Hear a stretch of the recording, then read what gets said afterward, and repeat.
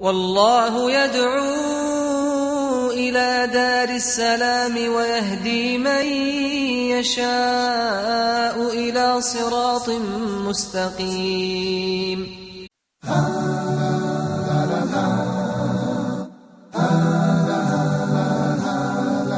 Islam.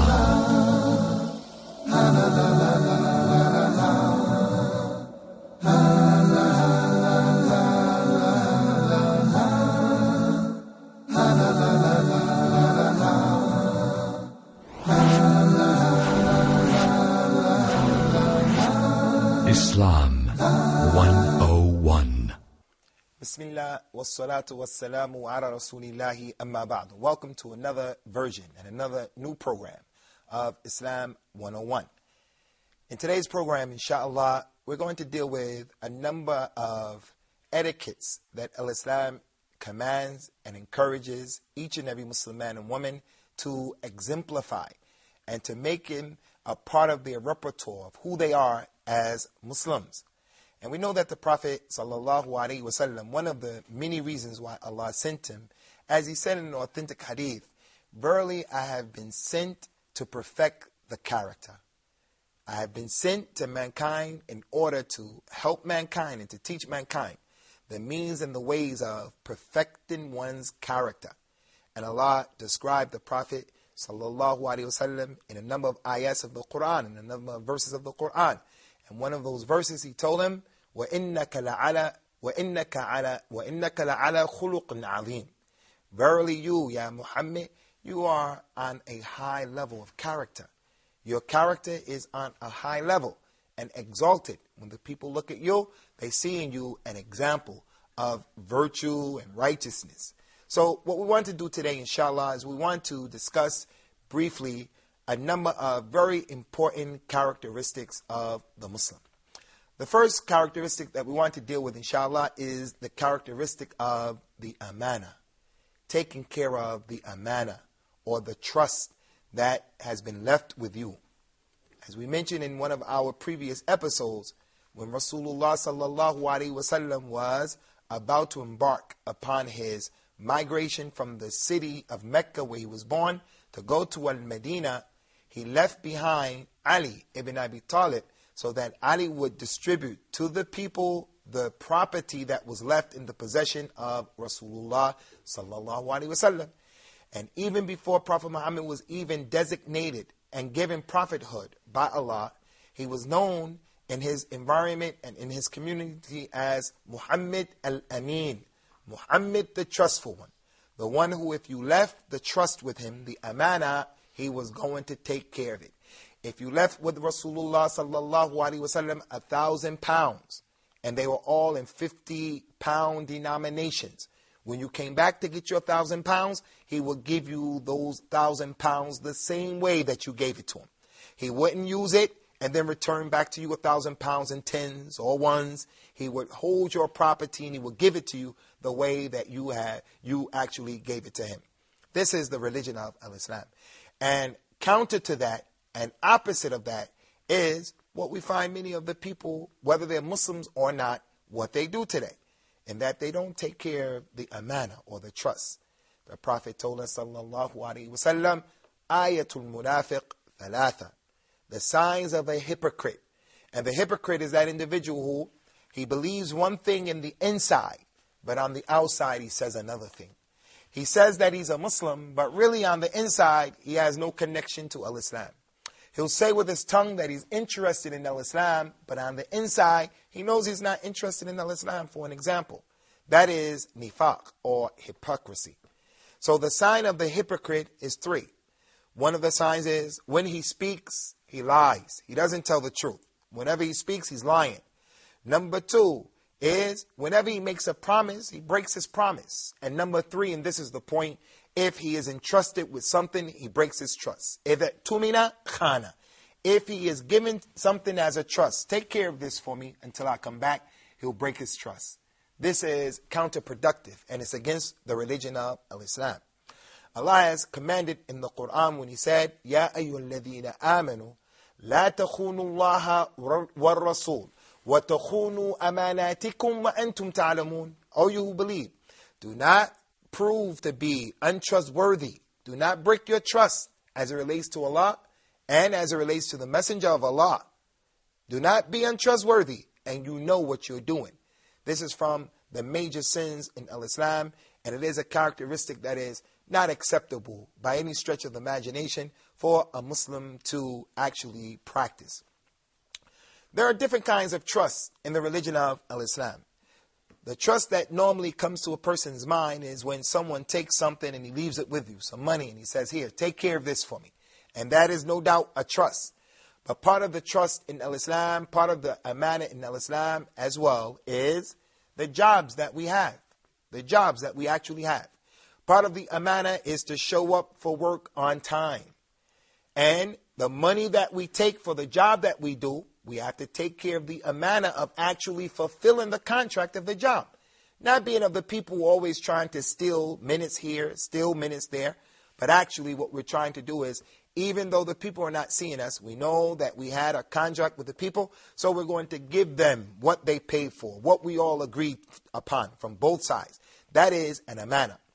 From the greatest amanas, from the greatest trusts, is what is known as the amanatul ilmiya, the trust of scholastics, the trust that is connected to scholastics and education. For an example, in the religion of Islam, a person wants to talk about the religion of Islam, or even he wants to write a thesis, or he wants to write a book.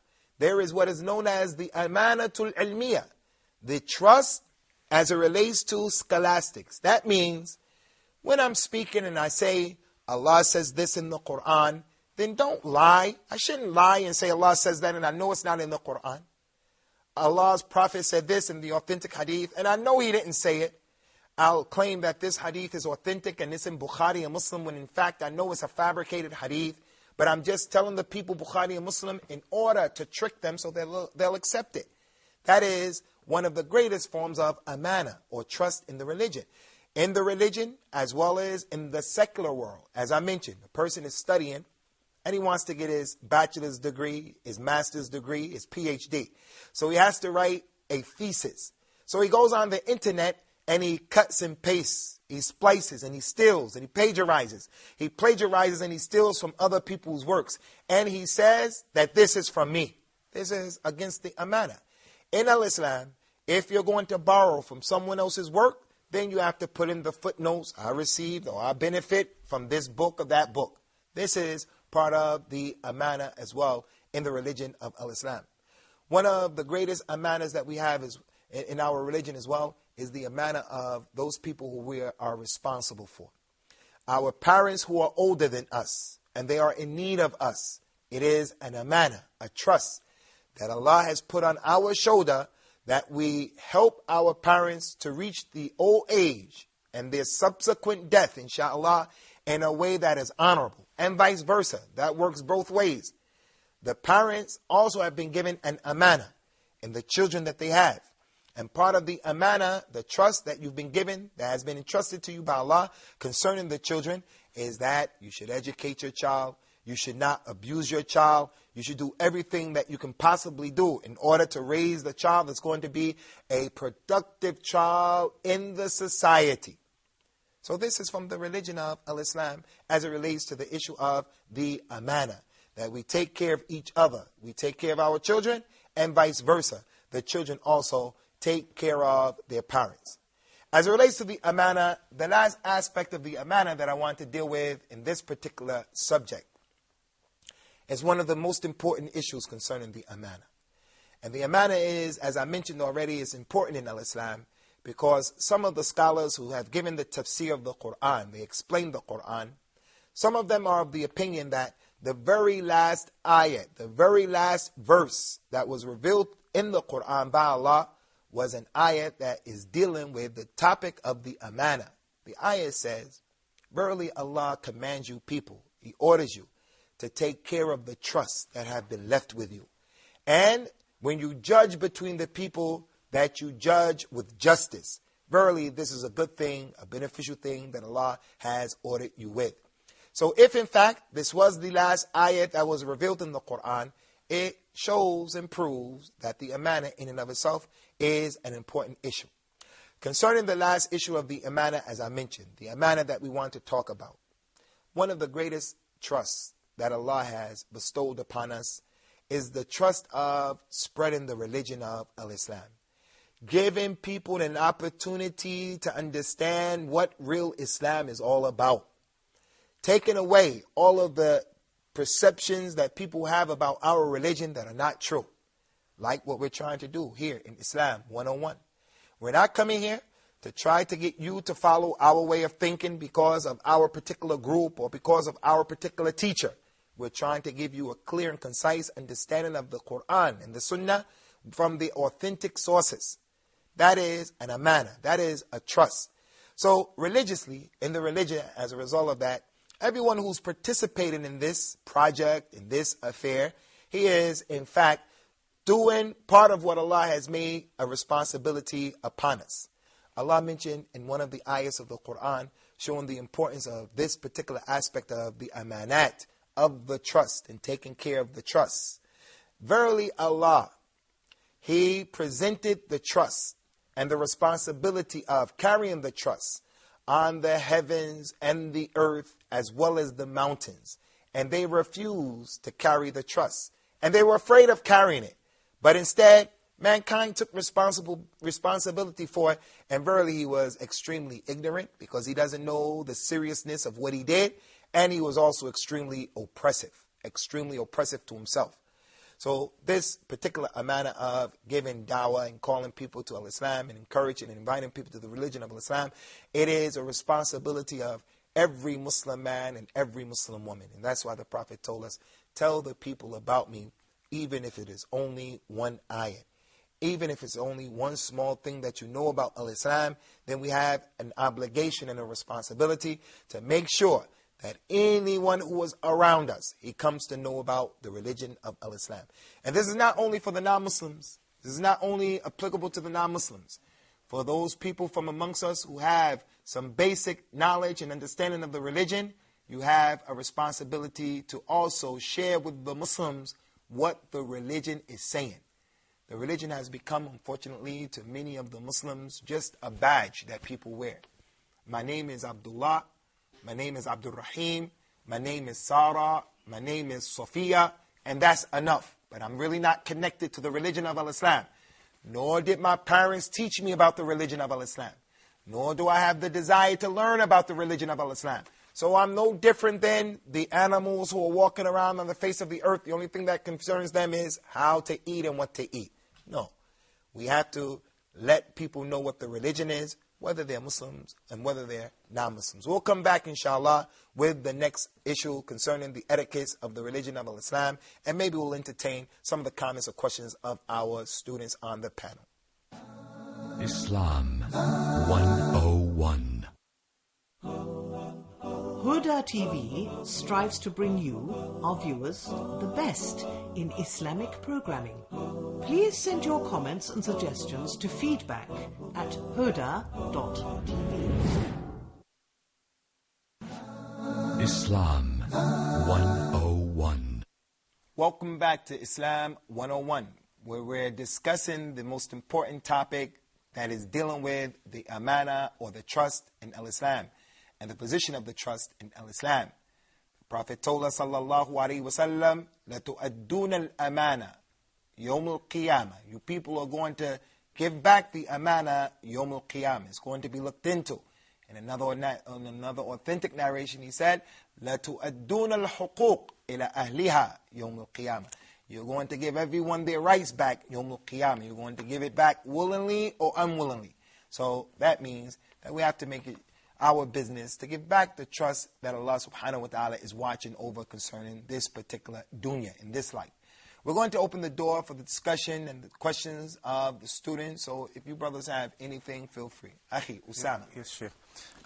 Dear Sheikh, you said in the first segment, it is obligatory upon Muslims to call for Allah. It is a part of the trust. If I'm a new Muslim and I don't know a lot about Islam, do you think it is still obligatory upon me to call for Islam or what? That's an excellent question, Akhi Usamah. Concerning this particular issue, if a person does not know about Islam and he doesn't have knowledge of the religion, Allah does not burden him beyond his ability. If he doesn't have the ability to do something, he shouldn't do it. But everyone knows something. So you have to call based upon what you know. The ayat of the Quran is clear. قُلْ هَذِهِ سَبِيلِي أَدْعُو إِلَى اللَّهِ عَلَى بَصِيرًا أَنَا وَمَنِ اتَّبَعَنِي. He said to Rasulullah, say, this is my way, this is my religion. I invite people to Allah with knowledge, with clear evidence. I invite them as well as those who follow me should invite with knowledge. So if the Muslim doesn't know much about the religion, he refrains from talking about what he doesn't know.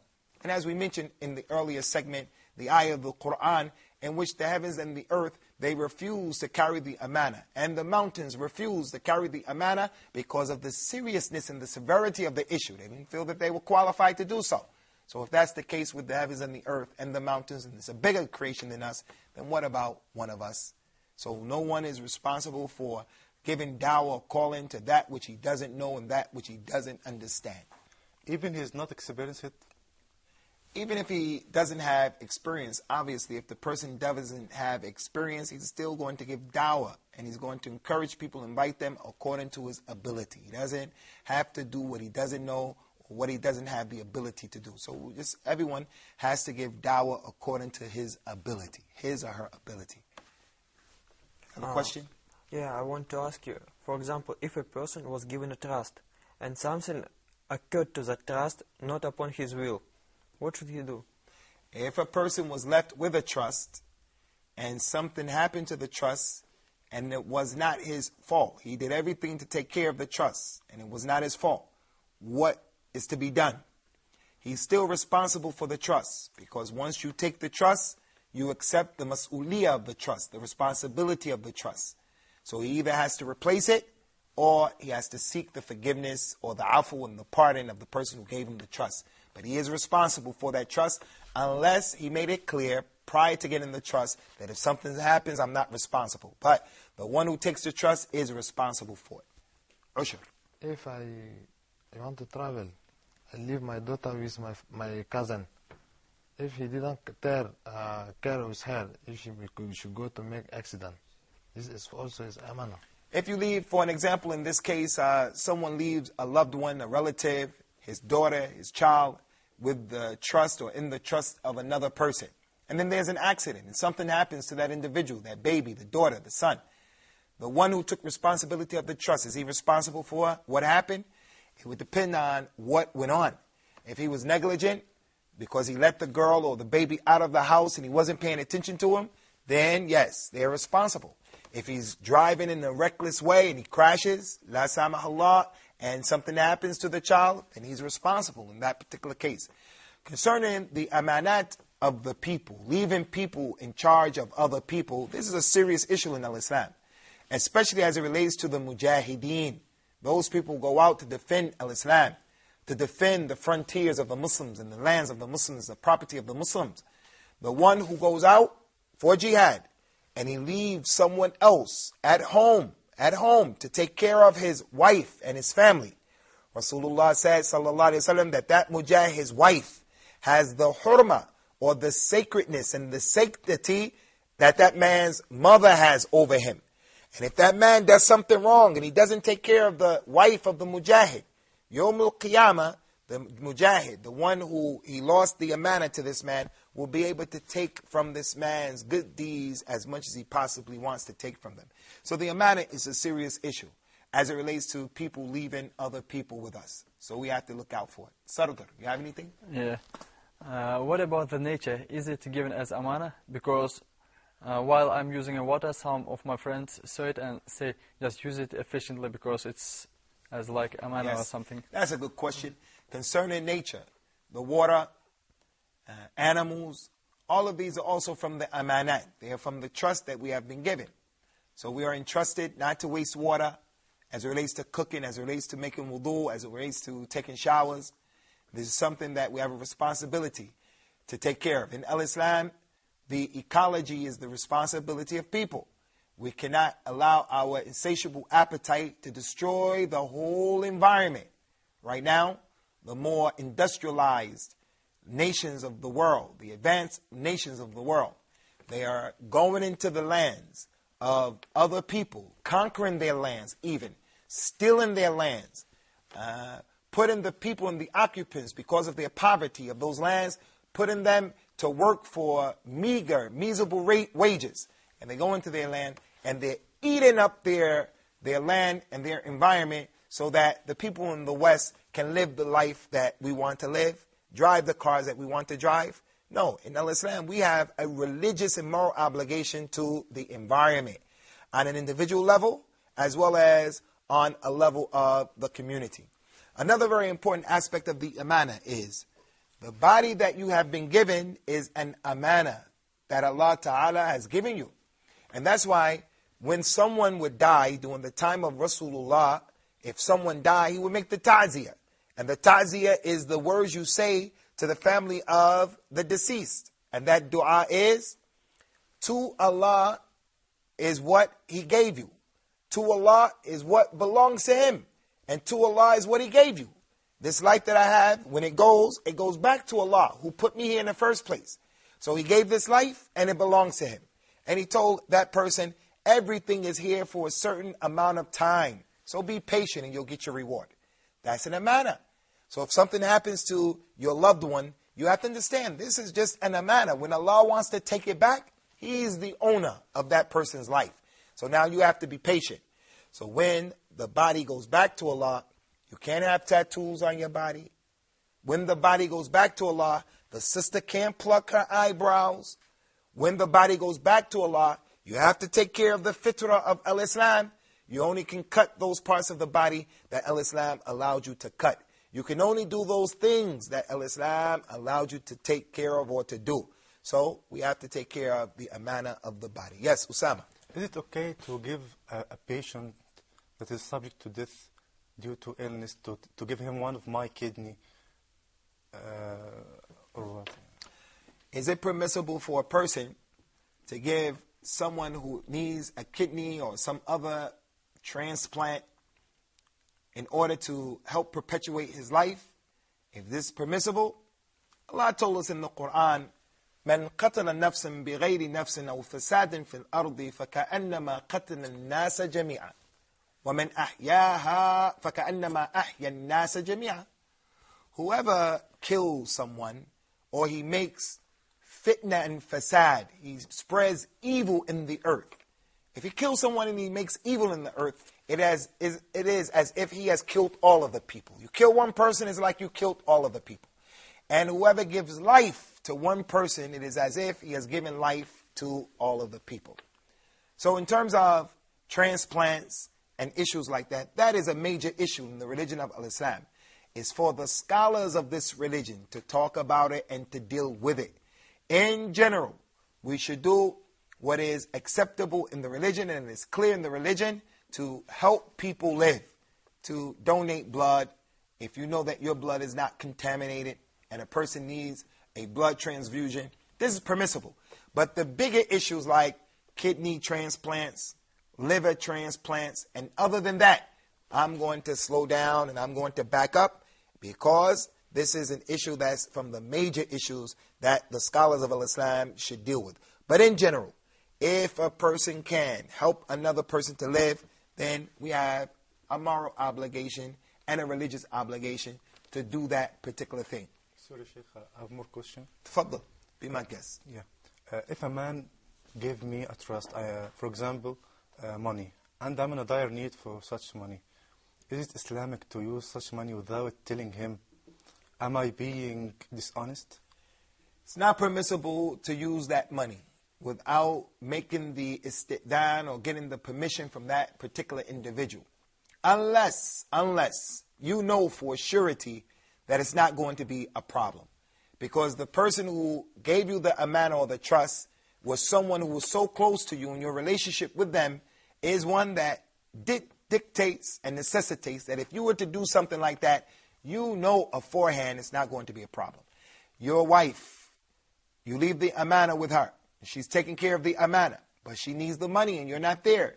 And something prevents her from asking you about what to do or what not to do. But she knows if she uses it and you come to know about it, you won't have a problem. Then, in this case, it's permissible. But normally, The amana is not your property. The trust is not your property. It is just that. It is a trust, and you should take care of it. You should try to guard it with the power that Allah has given you. Guard it to your best ability and not to use it. As I mentioned earlier in the first segment, if a person left the Prophet ﷺ with any type of an amana, he would give that amana back in the same way that it was given to him, without touching it in any shape, form, or fashion. You guys have any other questions concerning the amana? If our body is considered as amana, what do Islam says about plastic operations, about changing our face or some implants? Good question, Akhi Nick. Since our bodies are considered to be trust given to us by Allah, what is the ruling of the plastic surgery that we find many men and women taking part in today, where they get breast implants, where they get lip implants, where they get liposuction? What's the permissibility of that? If a person has been burnt and disfigured, then plastic surgery and these issues are permissible. If it is something that has happened to his body and he needs some plastic surgery to enhance his appearance, it's permissible. But to do it for vain reasons and to do it to look more beautiful and things like this, then generally this is not permissible and it's changing the creation of Allah, and Allah knows best. We're going to bring this segment to a close right now. We ask Allah to make it easy for us and easy for you, and to help us to take care of the amanat, especially the amana, or the trust of spreading the deen. Looking forward to seeing you in the upcoming episodes.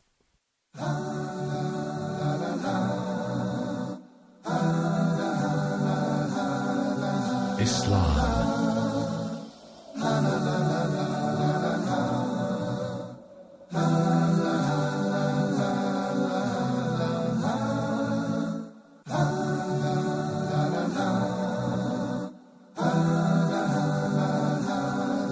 Islam.